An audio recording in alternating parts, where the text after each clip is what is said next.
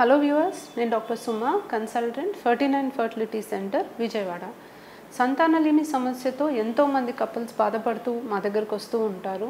సంతానలేమి సమస్యలు కేవలం ఆడవాళ్లలోనే కాదు, మగవాళ్లలో కూడా ప్రధానంగా చూస్తున్నాం. సో 40 నుండి 50% కపుల్స్లో మగవాళ్లలోనే ప్రాబ్లమ్స్ అనేది గమనిస్తున్నాం. సో మగవాళ్లలో సంతానలేమి సమస్యలకి కారణాలు ఏంటి అనే దాని గురించి డిస్కస్ చేద్దాం. సో మనకి ప్రెగ్నెన్సీ అనేది రావాలి, అందాలి అంటే మగవాళ్ళ నుంచి స్పర్మ్స్ అనేవి కరెక్ట్గా ప్రొడ్యూస్ అవ్వాలి. ఈ కణాల ఉత్పత్తి కరెక్ట్గా జరిగితే హస్బెండ్ వైఫ్ కలిసినప్పుడు స్పర్మ్స్ అనేవి గర్భసంచి ద్వారం దగ్గర డిపాజిట్ అయ్యి ఆ స్పర్మ్స్ అనేవి ట్యూబ్లోకి వెళ్ళి మనకి ఎగ్ అండ్ స్పర్మ్ కలిసి ఫర్టిలైజేషన్ జరిగితే ప్రెగ్నెన్సీ అనేది నిలబడుతుంది.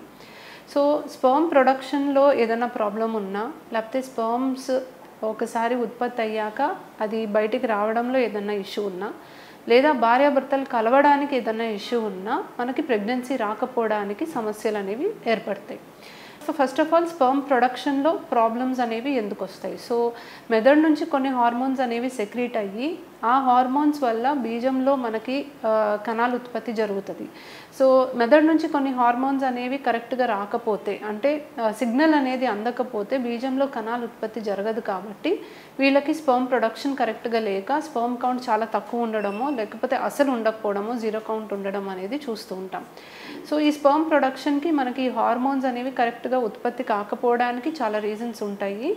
చాలా స్ట్రెస్ ఎక్కువ ఉన్నా కూడా, లేకపోతే వెయిట్ మరీ ఎక్కువ ఉండడం, మరీ తక్కువ ఉండడం కానీ, లేకపోతే థైరాయిడ్ ఇష్యూస్ ఉన్నా కూడా, లేకపోతే బ్రెయిన్లో కొన్ని చిన్న చిన్న ట్యూమర్స్ లాంటివి చూస్తాము దానివల్ల, లేదా కొంతమందికి పుట్టుకతోనే బ్రెయిన్ నుంచి కొన్ని హార్మోన్స్ అనేది రిలీజ్ అవ్వకపోవడం అనేది చూస్తాము, హైపోగొనాడిజం అని అంటాం దీనివల్ల. సో ఇలా రకరకాల రీజన్స్ వల్ల బీజం నార్మల్గా ఉన్నా కూడా బ్రెయిన్ నుంచి కరెక్ట్గా సిగ్నల్ అందక కణాల ఉత్పత్తి జరగకపోవచ్చు. నెక్స్ట్ మోస్ట్ కామన్ ప్రాబ్లం అనేది బీజంలో కణాల ఉత్పత్తి, బీజంలో ఏదైనా ప్రాబ్లం ఉండి జరగకపోవడం అనేది చూస్తాము. సో దీంట్లో మోస్ట్ కామన్ రీజన్ వచ్చేసి వెరికోసీల్. సో వెరికోసీల్ అనే ప్రాబ్లంలో బీజం చుట్టూ ఉన్న వెజిల్స్ అనేవి డైలేట్ అవుతాయి. అండ్ ఈ వెజిల్స్ డైలేట్ అవడం వల్ల టెంపరేచర్ ఎక్కువయ్యి కణాల ఉత్పత్తి పైన ప్రభావం పడటానికి అవకాశం ఉంటుంది. సో వెరికోసీల్ చాలా కామన్గా చూస్తామండి. వెరికోసీల్ వల్ల కణాల ఉత్పత్తి సరిగ్గా ఉండకపోవడం అనేది చూస్తే మొటిలిటీ కూడా తగ్గుతుంది. కాబట్టి ప్రెగ్నెన్సీ వీళ్ళకి సహజంగా రావడానికి అవకాశం తగ్గిస్తుంది. వెరికోసీల్ కాకుండా బీజంకి కొన్ని ఇన్ఫెక్షన్స్ అనేవి రావచ్చు, లేదా జెనెటిక్ ప్రాబ్లమ్స్ వల్ల బీజం అనేది సరిగ్గా డెవలప్ అవ్వకపోవచ్చు. కొన్ని సందర్భాల్లో బీజం అనేది బయటికి జారకుండా, అంటే మామూలుగా బీజం అనేది శరీరం నుంచి బయటికి జారి ఉంటాయి. సో ఇలా జరగడం వల్ల టెంపరేచర్ కొంచెం అనుకూలంగా ఉండి కణాల ఉత్పత్తి జరుగుతుంది. బట్ బీజం సరిగ్గా జారకుండా పుట్టుకతోనే కొన్ని ప్రాబ్లమ్స్ వల్ల బయటికి జారకుండా ఉంటే అన్డిసెండెడ్ టెస్టెస్ అంటాము. దీనివల్ల కూడా మనకి కణాల ఉత్పత్తి పైన ప్రభావం పడటానికి అవకాశం ఉంటుంది. ఇది కాకుండా స్మోకింగ్ వల్ల, లేకపోతే మీరు ఎక్స్పోజ్ అయ్యే ఎన్వైరన్మెంట్లో ఉన్న టాక్సిన్స్ వల్ల, మీరు తినే ఫుడ్లో ఉన్న పెస్టిసైడ్స్ వల్ల, ప్లాస్టిక్స్కి ఎక్కువగా ఎక్స్పోజ్ అవ్వడం వల్ల, స్ట్రెస్ ఎక్కువ అవడం వల్ల, సో ఇలా రకరకాల రీజన్స్ వల్ల కూడా మనకి బీజంలో కణాల ఉత్పత్తి అనేది కరెక్ట్గా జరగకపోవడానికి కూడా అవకాశం ఉంటుంది.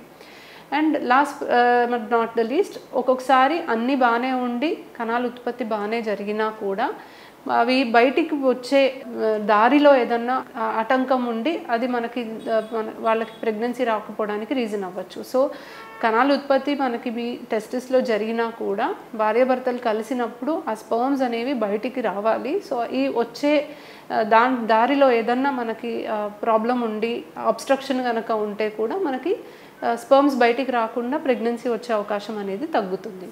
అండ్ కొన్ని సెక్షువల్ డిస్ఫంక్షన్స్ అనేది అంటాం. సో మనకి హస్బెండ్ వైఫ్ కలయికలో ఏదన్నా ప్రాబ్లమ్స్ ఉన్నా, కొన్ని ఇరెక్టైల్ డిస్ఫంక్షన్స్ లాంటివి, లేకపోతే మనకి ఇజాక్యులేటరీ డిస్ఫంక్షన్స్ కానీ, కొంతమందికి అసలు వీర్యం అనేది ప్రొడ్యూస్ అవ్వకపోవడం అనేది, ఇలా రకరకాల రీజన్స్ వల్ల కూడా మనకి హస్బెండ్ వైఫ్ కలయికలో ప్రాబ్లం ఉండి స్పర్మ్స్ అనేది డిపాజిట్ అవ్వక కూడా మనకి ప్రెగ్నెన్సీ రాకపోవడానికి అవకాశం ఉంటుంది. సో ప్రాబ్లం ఎక్కడ ఉంది అనేది తెలుసుకుంటే దానికి తగ్గట్టుగా మనం ట్రీట్మెంట్ ఇవ్వడానికి అవకాశం ఉంటుంది. సాధారణంగా మగవాళ్ళల్లో వీర్యకణాల పరీక్ష మోస్ట్ కామన్గా చేస్తాము, ప్రతి ఒక్కళ్ళకి చేస్తాము.